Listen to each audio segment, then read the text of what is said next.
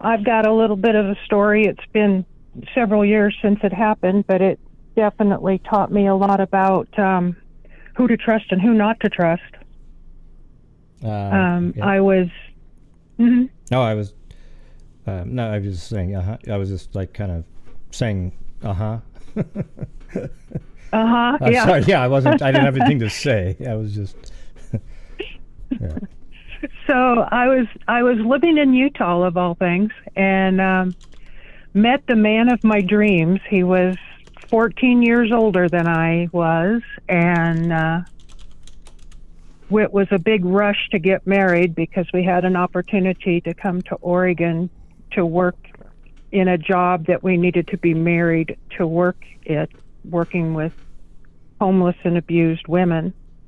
So we got married and moved here, and we were here in Salem about probably 30, 45 days, and I started to notice some really odd things about him. And every once in a while, he'd just go off on a tangent and go through the house and break things and throw things and kind of have a meltdown. But he never really was violent to me, and I kind of thought, well, maybe with some time, things will change.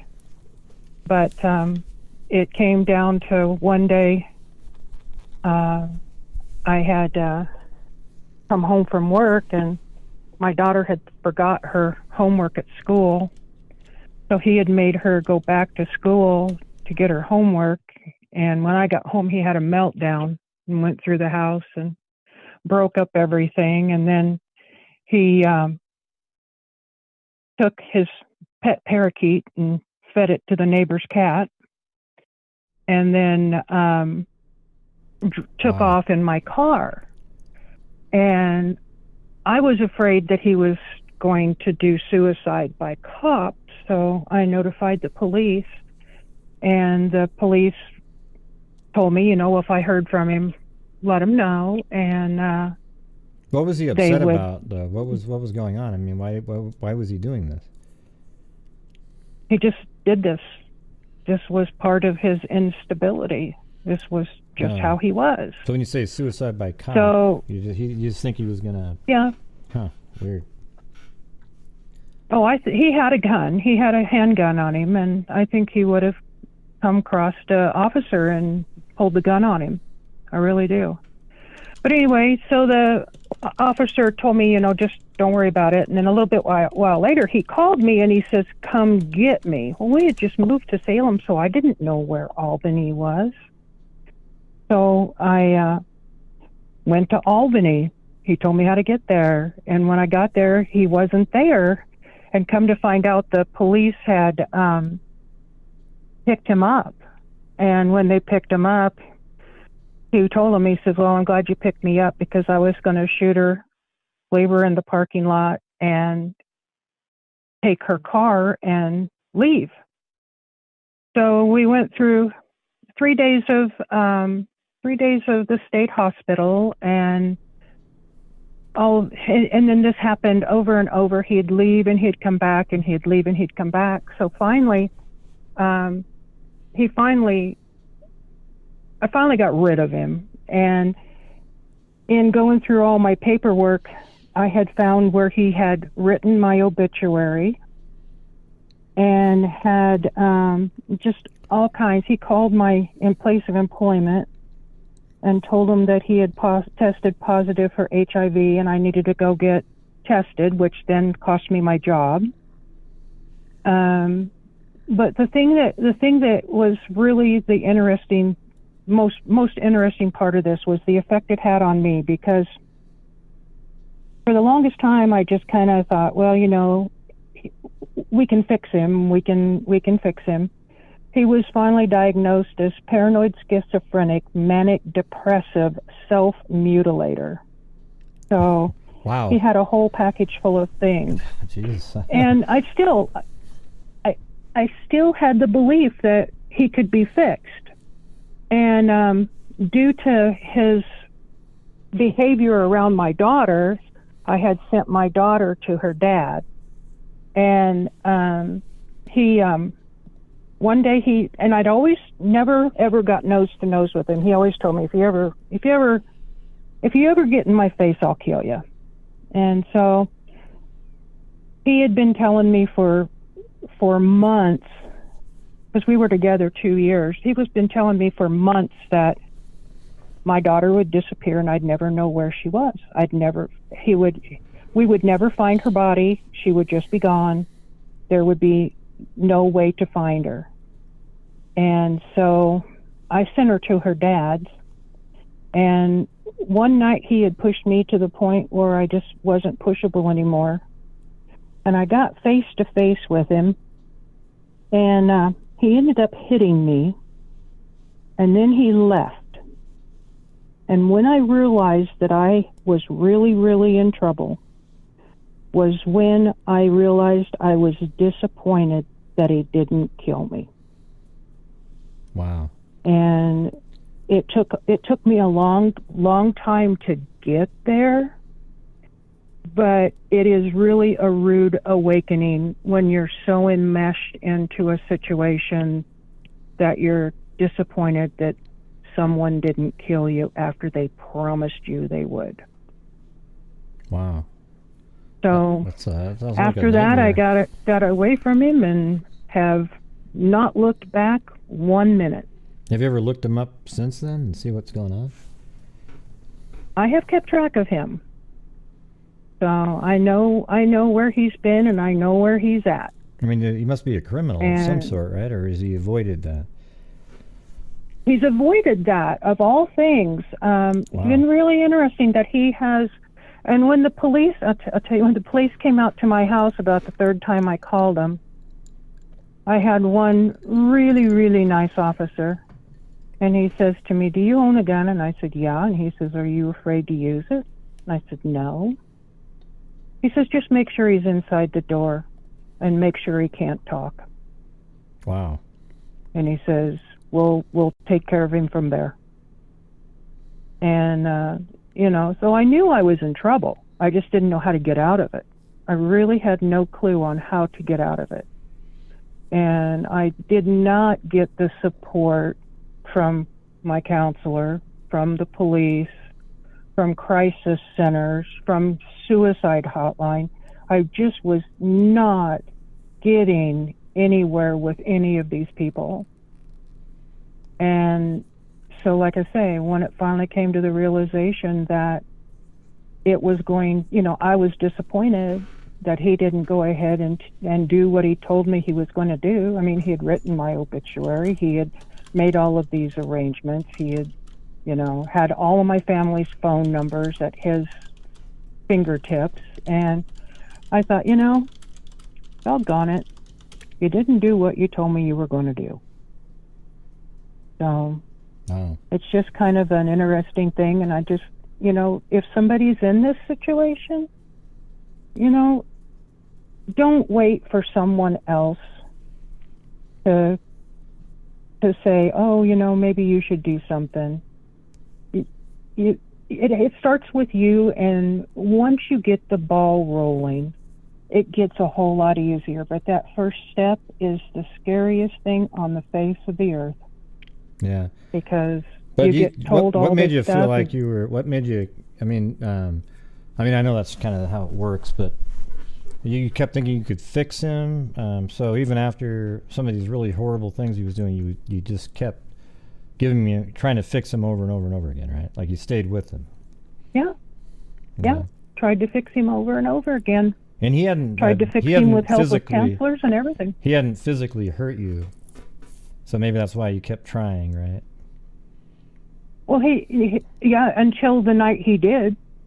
Yeah. And the night he did was the night I stood up to him, and that was the last opportunity that he had. And that was the last time, yeah, so you never saw him again until he hit you. But prior to that, he hadn't hit you at all. But even women that are hit, a lot of times they'll stay anyways, so it's just kind of a crazy, I agree. It's a cycle. You've seen it a million times, like, the guy goes, oh, they'll be sorry, and then they'll give him another chance, and then it just happens again and again and again. It's just like a cycle. Crazy. But you know, the interesting thing is he never apologized. It was always, if you loved me more, I wouldn't do this. If you were really? here, I wouldn't do this. I came home from work one night, and he had taken a straight razor to his face, and he had hundreds of cuts all over his face, up and down cuts all over his face. And he told me, he says, well, you know, if you loved me more, I wouldn't have to do this. were they like permanent scars too? I mean, they no, must have they been. were fairly shallow, but they were enough to bleed. But then he would take the same straight razor and he would run very, very deep cuts up his thighs and across his chest and across his abdomen. Wow. And then butterfly him shut with, you know, tape and butterflies. Never went into the doctor. What would make, I'm just curious, like even at, see, there's a certain point where I think I would, I mean, you must have cared about him or something, but it seems like at one point you wouldn't try on somebody like that. Like, man, doing all kinds of cuts and weird crap, right? Wasn't there? Yeah. You must have just cared about him where you were just like, I mean, you must have loved him at some point, right? I did. He was amazing. He was an absolute amazing man until you got to know him. When I married him, I married a widower whose wife and children had been killed in an automobile accident in South Carolina. And the first time he left, I was looking for him and called his brother-in-law. And he says, well, he used to do that here all the time. He did it with his wife. And I mean, well, I'm like, well, wasn't she killed? He says, oh, no, she's very much alive, and so are his children. Oh, man. So it just was a way of life for him. It really was just a way of life. Yeah, just one ruse after another, right? Exactly.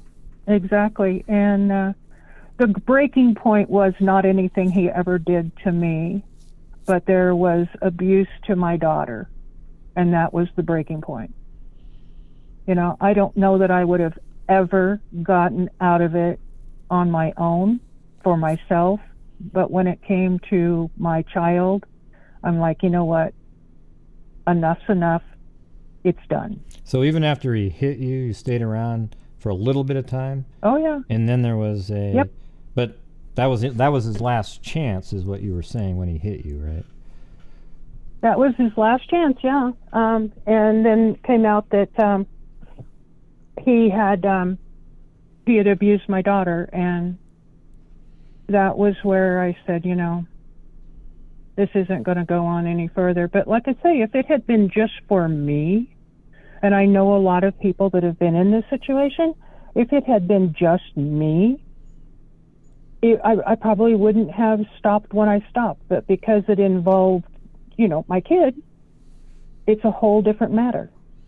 How long were you guys together for? We were together 3 years, and he stalked me for 2 years after that. Wow. But he only showed up on my doorstep one time, and I met him at the door. And I told him, I said, you've got this is your free ticket. And if I see you again, they'll take you out the front door in a body bag. Yeah, did you, maybe you could have thought back at what the officer said and said, just take one more step inside, please. Thank you. Right. And that's exactly what I told him. I said, they'll take you out in the body bag, so you make your own choice. Yeah. And apparently he felt that I was serious enough when I said it that he didn't bother me personally, but he would call and leave just horrible voicemails. And then he started calling my job, and I had a boss that was kind of a freaky guy, and you know, I lost that job, and then I saw that same boss about 10 years later, and he says, the one thing on his mind was, did you ever get tested? And I'm like, no, because I told you, he told me that that's what he was going to do.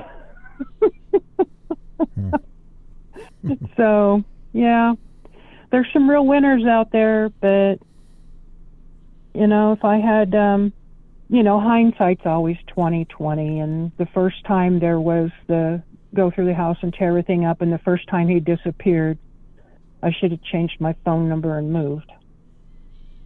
Yeah. But man, well, I'm sorry I had to go through that. That just sounds like a nightmare. Was it? Was there ever days where it was good though? Like, were there days where everything seemed totally normal? Oh yeah, yeah. And the days that were totally normal, that was the hardest thing, because we'd have, maybe we would even have a week of really good normal relationship and good family, and we did things together and we enjoyed each other and we laughed and we had a great time, and then he'd go off on a tangent. Could not hold a job. Absolutely could not hold a job. But the thing is all of this, everything that I have gone through with all of this has made me a very different person. And I like to think that I'm a better person because of it. And because I'm willing to talk to anybody that needs somebody to talk to. And when I can say to you, I understand exactly what you're going through, I really do understand exactly what they're going through. Yeah, it seems like you went through the whole gamut of different things that could go on because of all the different disorders or whatever you want to call it. I always feel like it's an excuse or something. I don't know. I mean, some people actually have something. Some people are just evil people. But, it's weird. Was he on medication of any kind? He was on 1,000 milligrams of lithium a day, and they could not keep him stable. Right. Well, he'd have a week where he was great, and then the next week he'd take a knife to the couch and the chairs and cut them all up and pour salt in the fish aquarium and, do all kinds of crazy stuff. But he actually went from Oregon to Las Vegas and sought treatment with a counselor in Las Vegas. And she called me and said, I'm releasing him. He's stable. As long as he stays on his medication, there shouldn't be any problems. And I thought, well, we'll see. And he got back up here, and he was here about 4 days before absolutely went off the deep end again. And so there's just some of them that just can't be helped. Well, you gave it a shot. I'm glad you got out of there. Yeah, I am too. I really am. And, like I say, I kept track of him for a long time just for my daughter's sake, because I really didn't want him in the state of Oregon and not know where he was. So he wasn't. He left the state and he stayed out. As far as I know, he's never come back through.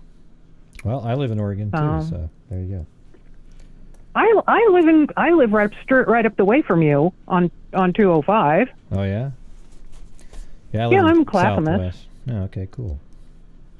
Well, there you go. Yeah. Just anyway. Stay over there, okay? Because I don't want him following you over here. I'm just kidding. No, he's in. He is currently in, and he's currently in the Illinois, Iowa, and Indiana area.